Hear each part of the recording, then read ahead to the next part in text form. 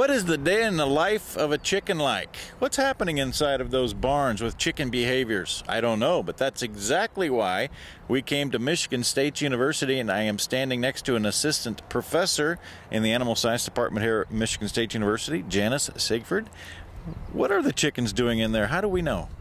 Well, when they're in their cages, we know pretty easily just by going up and down the rows and keeping track of who's eating what, who's laying what, and whether or not we've got any feather pecking or things like that going on. But it gets a little more complicated when you start to let them out of the cages into maybe more of a free cage, non-cage kind of environment. So in that case, sometimes you've got hundreds, thousands of birds all roaming around together, and you can't really keep track of them individually. So we're trying to come up with ways that we can monitor these birds using small sensors that the birds wear that tell us where she is, what she's doing, and maybe a little bit about how she's doing. And I think it would be wise, because I don't want to cloud the issue for someone that might not have an in-depth understanding of chicken farms. But we're talking in this case about chickens that lay eggs, not chickens that we would refer to as broiler chickens, which ultimately become meat. Right. The birds we're working on are laying hens, and so we're looking at all female flocks of hens that go in to lay at around 22 weeks of age and stay laying until they're about 65 weeks of age. So we actually have sensors on these birds to monitor what they're doing. Right. We're using small sensors that weigh about 10 grams. Right now we're mounting them using a small figure-8 harness so that they mount on the back of the bird. And these sensors talk to other sensors in the room. So we have a sensor on our hen, and as she moves around, we can have that sensor telling us where she is relative to our stationary sensors. And what do you think that we're going to learn from this? Well, I think one of the things we're going to learn is how much space the chickens actually use. So if you have this large non-cage environment, do the hens actually move throughout that space? Do they use all of the different features in that space? How do they do things like perch at night, feed during the day, or drink? Do they do all these things synchronously all the time, or do hens have some ability to act as individual birds? So as I've attempted to explain, and I do this regularly on airplanes, to individuals that know nothing about the chicken industry, agriculture, food, other than I go to the grocery store and I buy a dozen eggs. And then we have something happen in California like Proposition 2, and everybody says, should a chicken be in a cage?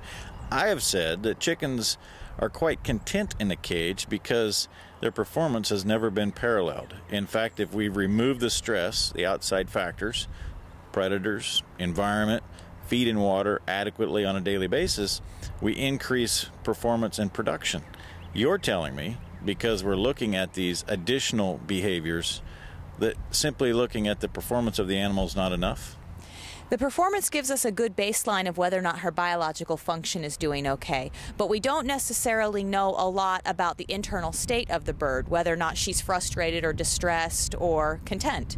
And so those things are sometimes important to people when they make food choices, and sometimes they're important, I guess, in terms of considering our proper care and respectful use of the bird as well. So we're also looking beyond just her basic biological health, which we've been able to measure very easily using measures like bone breakage or egg laying or feather quality and things like that, to looking at kind of a more whole picture of the hen. So what behaviors is she doing, maybe what stress or contentment states is she feeling, and then what performance and health measures does she have. So a more complete picture of the bird, really.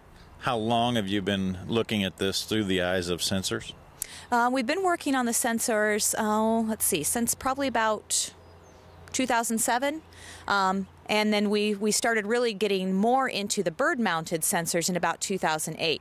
We initially started by actually trying to do a bit of listening to what the chicken sounded like, and then decided it would be better to get even closer to the level of the individual bird by using a hen-mounted sensor. And I would think that after 2 years, and 3 years in some cases, you'd have a pretty good indication of where we're at and what you're going to learn. Well, the complicated part has been getting the engineering to work with the birds. Because we have birds that will peck at the sensors, we'll try and take the sensors off, and we have environments that have lots of obstructions, in terms of the furniture or the other birds or things. We've been having to work some on getting the signals to transmit accurately between the bird and the stationary stationary sensor, and also to make sure we get good battery life. Because chickens move so quickly, the sensor has to record really, really frequently, more than every half of a second, in order to really get a good idea of how she's moving and changing her behaviors. And when you're recording that often, it really can drain the life of a battery, especially a small watch-size battery that the chicken can easily carry. So we've had to work on battery protocols, on communication protocols, and now what we're doing a lot of is matching video to sensor data to make sure that what the chicken is actually doing is what the sensor says she's doing. So we have to get all of these validation pieces in place. Then we start to really look at collecting a lot of data on how does she do in System A or System B, or when she's 20 weeks old versus 60 weeks old, if she's a leghorn or a brown hen. Then we can start to ask those questions, and we're just getting to that fun part now. What if we were to put these sensors on and monitor people's behaviors? What do you think we would find? I'm not sure we'd want to know the answer there. I'm thinking we shouldn't give anybody any ideas, because we could really be stepping into something. Anything else that the average consumer should know about particularly the egg-laying industry and what's happening from a scientific standpoint that may or may not be beneficial to the consumer? Well, I think the egg-laying industry has been a really good industry in terms of trying to address a lot of issues for the hens from all kinds of perspectives, from that production perspective, from the environmental perspective, from the hen well-being perspective. They've been very proactive in trying to say, well, what information do we need to know?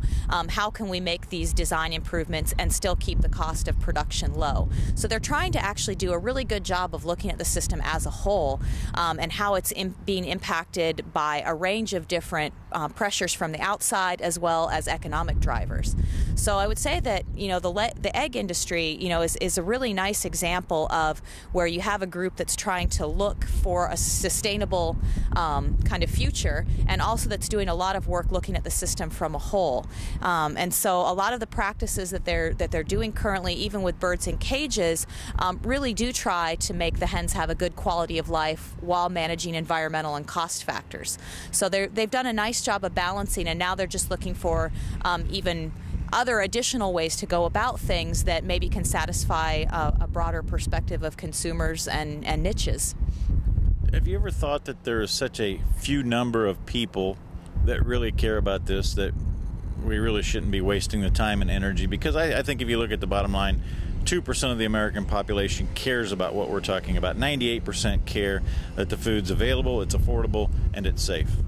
Yeah, and I think one of the things that maybe kind of ties into this is if we kind of look at the system as a whole, as we have more pressures from environmental and other kinds of factors, we need to make sure that we've kind of looked forward to say, if we're forced by legislation to make changes, how can we keep the prices low, and the food safe, and the farmers in business too. So I mean, the reality may be that there may be not a whole lot of people affecting the changes, but if we have to deal with them, we should really be prepared to do the best we can for the industry.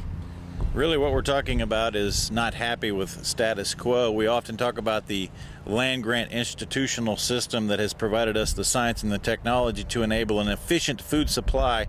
Dr. Janice Sigford here at Michigan State University has just given us a glimpse of what we're looking at to see, is there a better way? And maybe there won't be, but at least we'll know with data. Right. Maybe not a better way, but maybe lots of different ways. I'm Trent Luce from Spartanville. Oh, they paid me to say that. Michigan State University. Thanks for joining us.